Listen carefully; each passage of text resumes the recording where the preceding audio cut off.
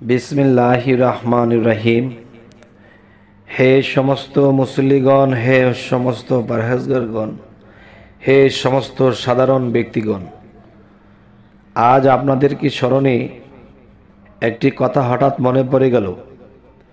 जेमन आमादेर पाशेर बाड़ीते एकटी गर्भवती मेये से मा हयेछे, तार सन्तान प्रसव करेछे, किन्तु देखा जाए এই মা দেখতেছে তার এই ছোট্ট শিশুটি বুকের দুগ্ধ পাচ্ছে না, টোটালি কোনো দুগ্ধ নেই।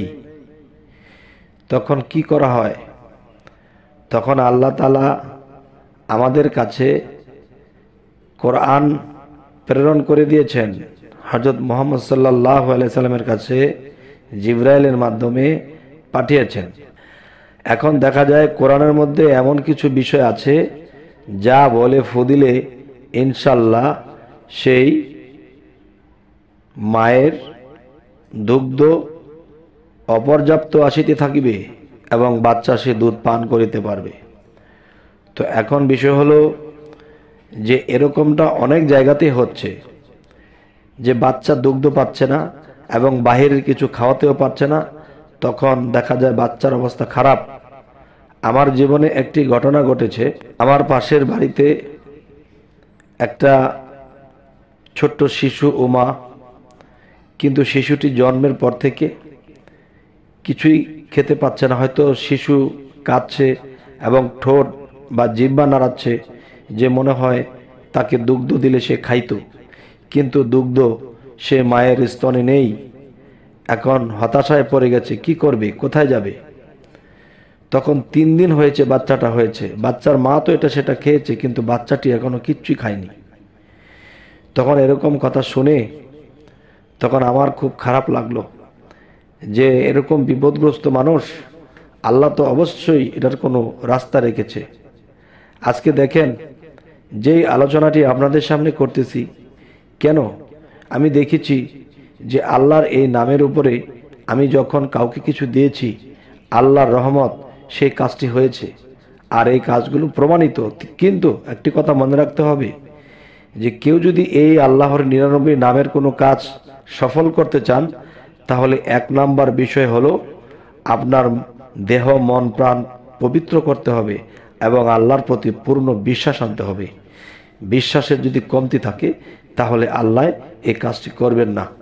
তাহলে আজকের যে নামটি, সেই নামটি হলো ইয়া মাতিনু। ইয়া মাতিনু, এই নামের গুণে কি হয়?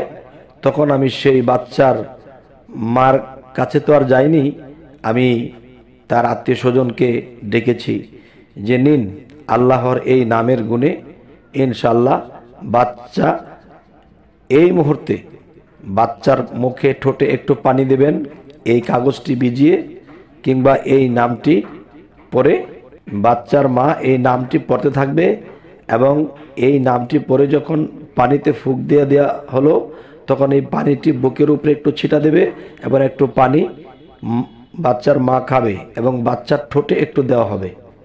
তখন কি হবে যে 10 মিনিট পার হতে হবে না, ইনশাআল্লাহ অপর্যাপ্ত দুগ্ধ নামতে থাকবে। সুবহানাল্লাহ, আলহামদুলিল্লাহ। এই দৃশ্য আমার নিজের চোখে দেখা এবং নিজের ঘটানো বিষয়, যে এতটা বিশ্বাস ছিল না যে আল্লাহর নামের উপরে এটা হয়ে যাবে, কিন্তু তবুও বিশ্বাস যতটুকুই করেছি, আল্লাহ সেই বিশ্বাসের মর্যাদা রেখেছেন। তখন দেখলাম যে এরকম আরও 2টা বাচ্চা মিলে সেই দুগ্ধ খেয়ে শেষ করতে পারবে না, এত পর্যাপ্ত দুগ্ধ আল্লাহ দান করেছেন। সুবহানাল্লাহ, আলহামদুলিল্লাহ। তবে হে সমস্ত জগতবাসী, যাই কিছু করবেন, যে কোনো ইবাদত করবেন, যে কোনো সাধনা করবেন, অবশ্যই আমাদের কি করতে হবে? সর্বপ্রথমে নিজের মনকে পবিত্র করতে হবে এবং সর্বপ্রথম আল্লাহর প্রতি পূর্ণ ইমানদার হতে হবে।